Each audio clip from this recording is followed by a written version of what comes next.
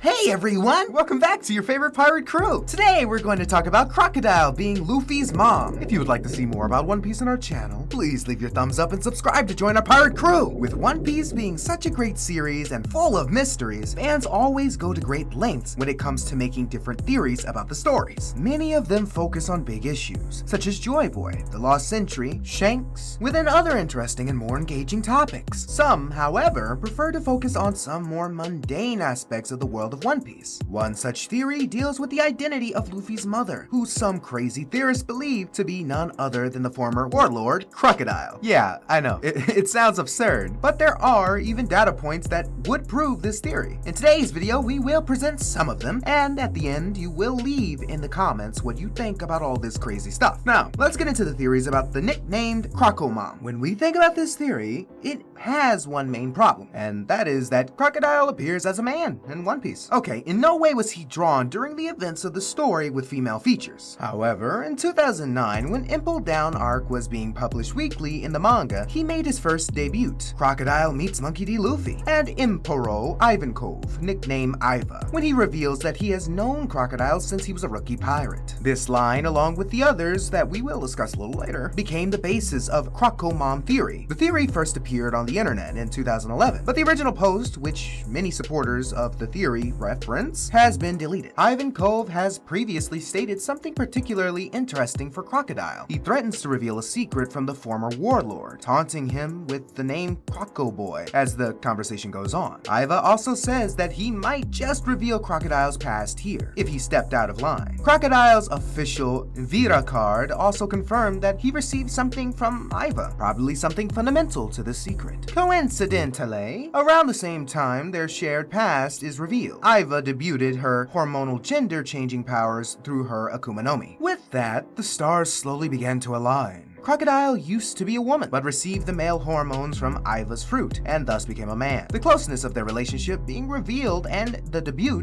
of the gender-changing hormones imply even more of a connection. Also, Iva calls him Croco Boy all the time during Marineford and Impel Down. It almost seems like he does this in a mocking way, or a knowing way, especially given Crocodile's initial reactions to the nickname. It almost seems like the author Ichiro Oda wants readers to pay attention to the genre scene of Crocodile, rather than what lies behind the curtain of his past. However, all of this is quite speculative regarding the evidence. Oda might just wish to establish a power relationship between the two to rein in Crocodile's former tendency. When looking at Oda's inspiration for the initial warlord group, however, the theory slowly but surely becomes more evident and concrete. The author said that his inspiration for the group came from another team of 7 characters from the popular JRPG Romancing Saga 2. Each of the original 7 warlords ties in with a character from the game, thematically speaking, of course. For example, in Romancing Saga 2, there is a character named Robaket. She is a fierce warrior who lives in a jungle, ruling over local men captivated by her beauty. This character obviously inspired Boa Hancock, who rules the jungle island Amazon Lily and captivates the men with her great beauty. Bokhon, meanwhile, is a demon puppeteer who rules his own kingdom with his own slaves. He also has a special technique that allows him to take control of other members of the group, essentially against their will. If this description sounds familiar, it should, for Bokhon was the inspiration for the heavenly demon Don Quixote da Flamingo. Wagnas, meanwhile, is someone who enslaved and conquered an entire country, all in the pursuit of an ancient weapon that could control the world. Clearly, he must serve as inspiration for Crocodile, whose goals in Alabasta are the same. However, Wagnas is a man, but everything about him seems feminine. Considering how detailed Oda is with One Piece and its inspirations, it seems unlikely that this part of Wagnas's character was simply left out of Crocodile's design. He certainly appears to be a man, based on all of his appearances throughout the series. However, there are still some compelling arguments for the theory that can be made. One major argument against the crocomom theory is that Oda has already given viewers a glimpse into the warlord's past. Specifically, he drew a collage requested by fans of the warlords as they appeared as children. Obviously, this would be well before One Piece began its story. Crocomom crocomom debunkers usually argue that Crocodile is drawn as a boy here, clear as day. However, there are no clearly defined male or feminine features in his sketch. Also, he looks more like Boa Hancock within the group, who stands right next to him and is actually a woman. Coming out of this, Oda gives fans a quick glimpse into Crocodile's past during the history of One Piece. When a roleplay of Roger's execution is shown, fans see him watching the ceremony in the streets of Longtown. Interestingly, he is the only character shown here with his back as opposed to his front in both the anime and manga. The fur coat, cigar, the straight purple hair indicate that this is Crocodile. However, if this is the case, why not show his reaction to the greatest pirate of all time dying? All the other characters seen have their faces and expressions shown, but not him. An interesting and baffling, if genuinely insignificant choice. Oda has drawn gender versions of the warlords, with each warlord having his actual gender and the opposite shown side by side. Crocodile's appearance is almost the same in terms of hair and head shape, which is essentially what all viewers need to do for the execution scene. Interestingly, the sketch also shows the male Crocodile leaving the cigar hanging from the left side of his mouth. Meanwhile, the female side shows the cigar hanging from the right side of his mouth, as seen in Roger's execution scene. While this could be a coincidence, it could also be an incredibly small breadcrumb in Oda's track. Continuing from this point, Oda often hides or foreshadows secrets or future details of One Piece's story in the cover stories and artwork. One such cover prominently features Crocodile, being the cover of chapter 938. The official title of 938 is Secret of a Woman, something that seems too heavy to be a joke. When looking at his role in One Piece's story in general, his identity is, interestingly enough, very and often gendered. His organization, Baroque Works, functions in a generalized way, uniting a man and a woman as partners. Every code name also begins with Mr. or Mrs. for each agent, including himself. He is also referred to throughout the story as the Desert King, Sir Crocodile, a somewhat superfluous title, with king already being a gender term. As mentioned before, Iva also calls him almost exclusively Croco Boy. His subordinate, Bon Clay, further emphasizes how interesting his relationship to gender as a character is. Bon Clay is both Mr. 2 and Mrs. Bon Clay, which in Japanese both represent national festivals, as in recurring theme of Baroque Works codenames. He is also the first discriminated Akama seen in the series, working for a very masculine man in a gendered organization. He also plays both gender roles at his level in the organization, and has the Akuma no Mi ability to change faces between those of different men and women. Clearly, there is an overwhelming amount of physical and symbolic evidence that points to Crocodile's true gender being a woman. However, Crocodile being a woman and him being Luffy's mother are two very different claims. A thread can be traced in One Piece, providing substantial evidence for the theory to prove true. One part of that thread is its connection to the kingdom of Okama. The kingdom of Okama is home to the Okamas of the world of One Piece, such as Bon Clay. Many of these Okamas are also involved in the Revolutionary Army, led by Dragon. In addition, the kingdom of Okama was seen being used as a meeting place and headquarters for Dragon and the Revolutionary Army in general. Bon Clay worked for Crocodile at one point, which is a connection to the island. His established past with Iva acts as a second connection, giving him two means of familiarity with the island and the Revolutionary Army. There are, however, some counterpoints that can be made for him being Luffy's mother. One major criticism is that Crocodile tries to kill Luffy during Alabasta. If he was aware of their relationship, it would make no sense for him to try to kill his own son, not once but twice. If he were Luffy's mother, surely he would have recognized his own son's name and face. However, this is not necessarily true. For one thing, it is possible that Crocodile has not seen him since the day he was born and left him in the care of Dragon or Garp. As for the name, the Marineford arc establishes that the surname and family tree of Luffy, Garp, and Dragon are all well-kept secrets in the world of One Piece. Even Ivankov, a self-proclaimed High General of the Revolutionary Army and close associate of Dragon, did not recognize his last name. Even the admirals themselves were unaware of this connection, with Sengoku apparently the only Marine aware of Luffy and Garp's heritage, as well as Dragon's.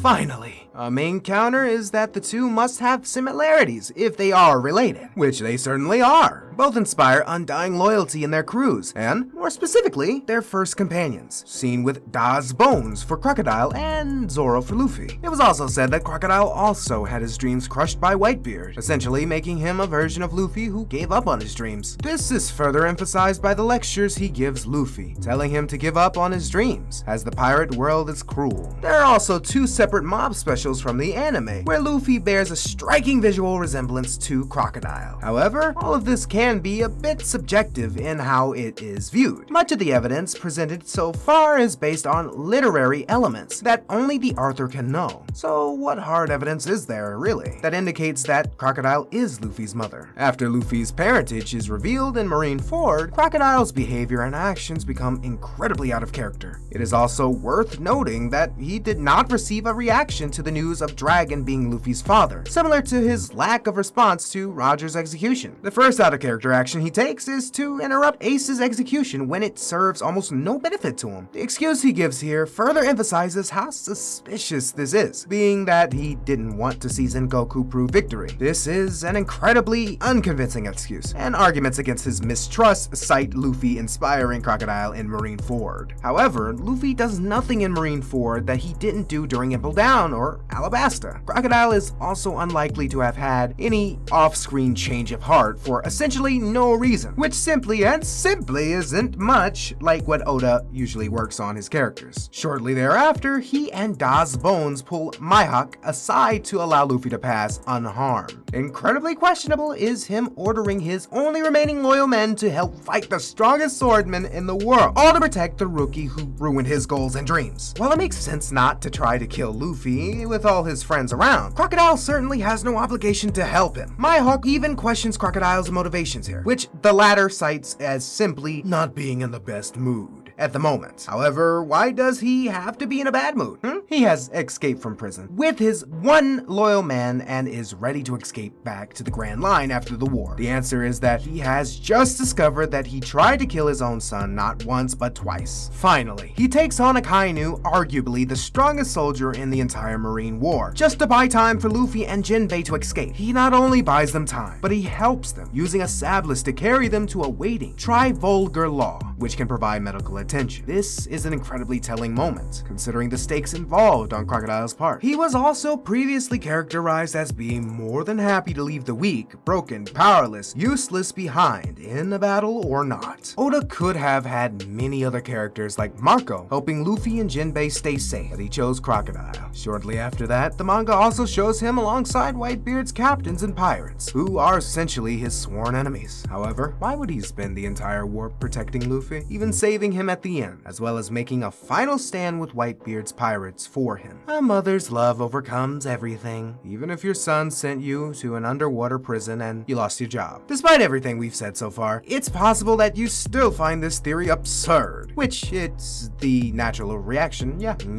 Moreover, despite these thorough readings of the chapters and of the manga, the author of One Piece himself has already spoken a few times about Luffy's mother. In a recent interview with Mayumi Tanaka, the Japanese voice of Luffy, she was interested in Luffy's mother, so she asked Oda and he replied, "Luffy's adventure began after he left his mother's arms. I want to tell the story of this young man, so mom is not a part of that." Another time too, we've already seen Oda state that Luffy's mother is alive, being a woman who follows the rules. Her location is unknown, and it may be a few hundred more chapters before Oda decides to reveal Dragon's wife and Luffy's mother to the public. She probably may have accompanied Dragon on his quest to free the world. Maybe she is already dead and Dragon decided to leave her little son in East Blue, away from conflicts and all the other things going on in the world. Since we still don't have any confirmation of this beyond possibilities, it is difficult for us to speak much beyond pure speculation. Whether it's crocomom's thesis or any other related to Luffy's mother, they are all theories, and it is up to the fandom to believe or not to believe any of them, until the author himself proves otherwise. Hey yo, but what about you? Do you think that the theory of Luffy's mother, Crocodile, could be true? Or she may just be an ordinary woman, as it was with Ace's mother too. Leave in the comments your opinion about it. I want to see it. Alright, well, that's it, my Mugiwara. I really hope that you enjoyed this video. If you have any suggestions for a future video, please don't forget to comment below, because I'll be reading them all, as I always do. Also, please don't forget to leave a like if you enjoyed the video, and be sure to subscribe and ring the bell so you don't miss out on any content from your pirate crew!